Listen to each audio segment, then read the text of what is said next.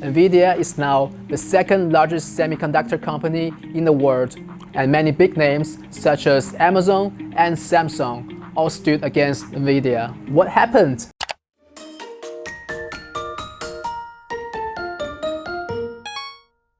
Behind every great technology and innovation of today is a powerful microchip.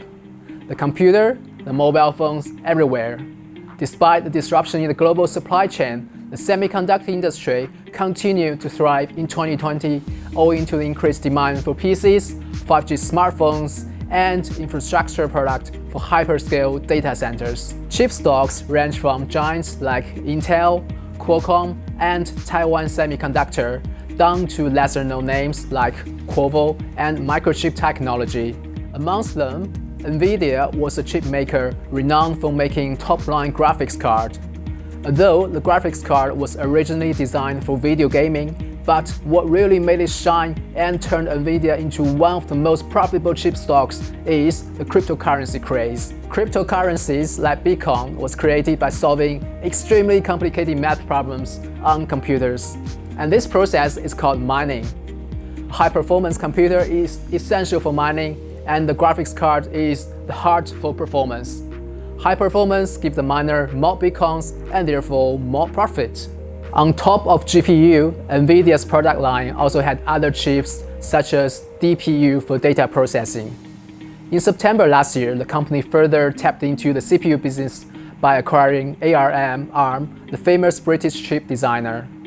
Since its announcement, the $40 billion takeover deal received numerous resistance globally concerning market competition, and many big names such as Amazon and Samsung all stood against Nvidia. Now it's been 11 months since the initial announcement, but the deal is still miles away from a final settlement. Despite of the crippled acquisition, in the latest quarterly financial result, Nvidia announced another record high revenue of $6.51 billion, up by 68% from a year earlier. Its core business, gaming and data center, also reported strong growth of 85% and 35% from a year earlier. According to the latest stock price, Nvidia is now the second largest semiconductor company in the world, with a market cap over $500 billion. Next, let's talk about Metaverse. According to Mark Zuckerberg, the founder of Facebook, Metaverse is a virtual environment where you can be present with people in digital spaces.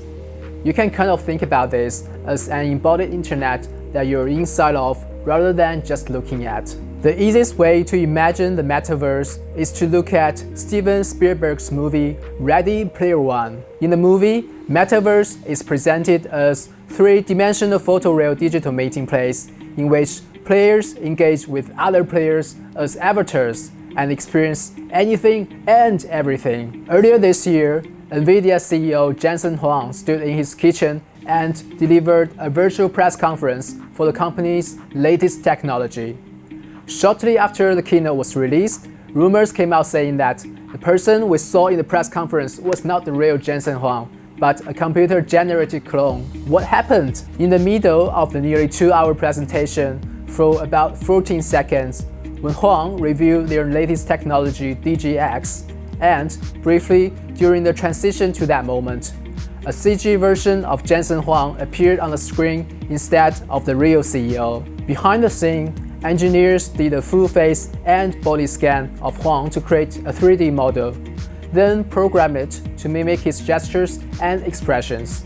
This CG clone delivered part of the keynote speech, seamlessly transitioning from the real person. Nvidia used the keynote event to show off its Omniverse tools for creating 3D virtual worlds.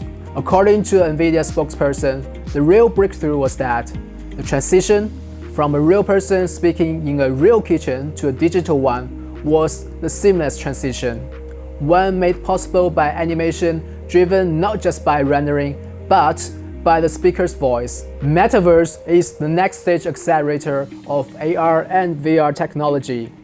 Nvidia CEO Jensen Huang once said in the public, "The Metaverse is coming." Roblox, a gaming platform popular with young kids, went public on New York Stock Exchange in March this year and was hailed as The first Metaverse stock, Roblox platform has its own virtual ecosystem.